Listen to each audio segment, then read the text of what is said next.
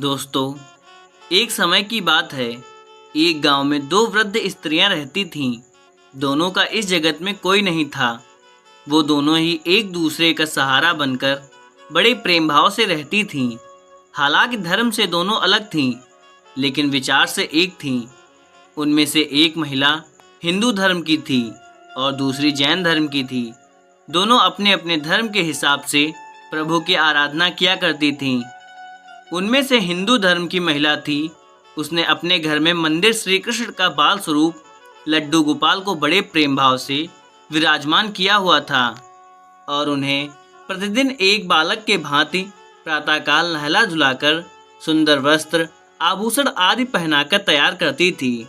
वह उन्हें एक बालक के समान ही मानती थी, इसीलिए कहीं भी बाहर जाती उनके लिए फल, खिलौने आदि चीजें लेकर आती थी और प्रेम पूर्वक उनको भोग लगाती थी। इसी तरह वे दोनों महिलाएं एक दूसरे के परस्पर सहयोग से अपना सुखमय जीवन व्यतीत कर रही थीं। वे दोनों जब पूजा पाठ एवं सभी कामों से युक्त होती थीं, तब बचा हुआ समय एक दूसरे के साथ सुख दुख बांटते हुए व्यतीत करती थीं। तीर्थ यात्रा जाने का अवसर कुछ समय बीतने के बाद श्रावण मास हिंदू महिला को तीर्थ यात्रा पर जाने का अवसर मिला। तब उसने अपनी अति प्रिय उस जैन धर्म की महिला से भी चलने के लिए कहा। चूंकि वृद्धावस्था अधिक होने के कारण वह चलने फिरने में थोड़ी असमर्थ थी, इसीलिए उसने जाने से मना कर दिया और कहा कि मुझे चलने फिरने में परेशानी होगी, इसी कारण तुम्हें भी तीर्थ यात्रा में विघ्न रहेगा। तब वो हिंदू महिला उदास मन से तीर्थ यात्रा पर अकेले ही जाने के लिए तैयार हो गई और जाते वक्त उसने उस जैन महिला से कहा, सखी, मैं 1 माह के लिए तीर्थ यात्रा पर जा रही हूँ।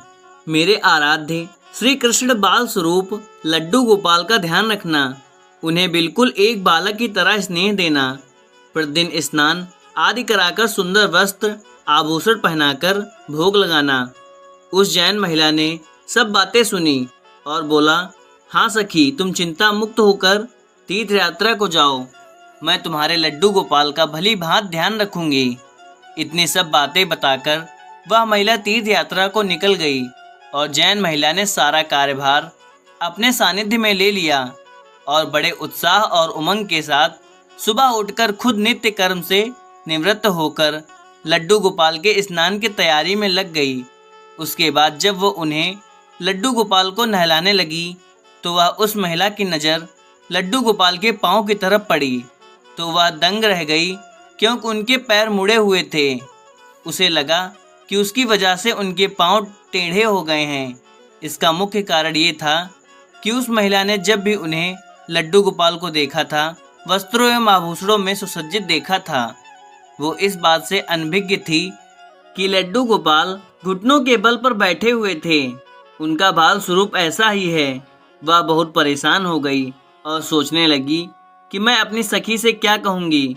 उसने इतने विश्वास के साथ मुझे ये जिम्मेदारी दी थी और मैंने लड्डू गोपाल की देखभाल सही से नहीं की। और यह सब सोचकर वह चिंतन में बैठी ही थी कि उसे याद आया कि उसकी सखी ने कहा था कि लड्डू गोपाल सिर्फ एक प्रतिमा नहीं बल्कि जीवित होते हैं। बस फिर क्या था, उसने निश्चय किया कि दिन प्रतिदिन उनके पैरों की मालिश करेगी और वह दिन में कई बार ऐसा ही करने लगी। और जैसे कि श्री कृष्ण का स्वभाव है, वो हैं इतने कृपालु दया निधान। उस वृद्ध महिला की इस नादान भक्ति से वशीभूत होकर उन्होंने उस पर अपनी अपार कृपा लुटा दी और एक दिन वह महिला रोज की भांति प्रातःकाल उठकर लड्डू गोपाल को नहलाने का प्रबंध कर रही थी कि उसकी नज़र उनके पैरों पर पड़ी। उसने देखा कि उनके पैर तो ठीक हो गए और यह सब देखकर वह वृद्ध महिला खुशी से फूली न समाई और ये सारा वृत्तांत सुनाने के लिए अपनी सखी का बेसब्री से इंतजार करने लगी।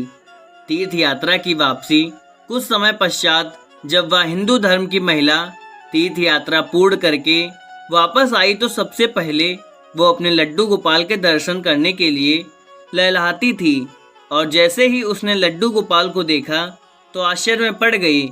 उसने देखा कि लड्डू गोपाल खड़े हुए थे। उसने सोचा कि शायद ये उसके लड्डू गोपाल नहीं है और अपनी सखी के पास जाकर ये सब पूछा तब उस जैन धर्म की महिला ने सारा वृत्तांत उसे सुनाया। उसकी बातें सुनकर हिंदू महिला समझ गई कि ये सारा खेल उस मुरलीधर कृष्ण कन्हैया का है और दौड़ी दौड़ी लड्डू गोपाल के पास पहुंची और उनके चरणों में गिरकर बोली, हे मेरे कन्हैया, हे मुरलीधर, आपकी दया की कोई पराकाष्ठा नहीं है, आपकी कृपा की कोई सीमा नहीं है। और फिर उस जैन वृद्ध महिला से बोली कि हे सखी, तू धन्य है, तुझ पर श्री कृष्ण की ऐसी कृपा हुई जो कोई कभी सोच भी नहीं सकता। तुझे नहीं पता कि हमारे लड्डू गोपाल के पांव तो ऐसे ही थे, क्योंकि उनका ये बालक स्वरूप बैठी हुई मुद्रा में है, लेकिन तेरी भक्ति ने उनके इस स्वरूप को बदल दिया, उनके पैर सीधे कर दिए। दोस्तों, अगर वीडियो अच्छी लगी हो तो एक लाइक शेयर जरूर करें। धन्यवाद।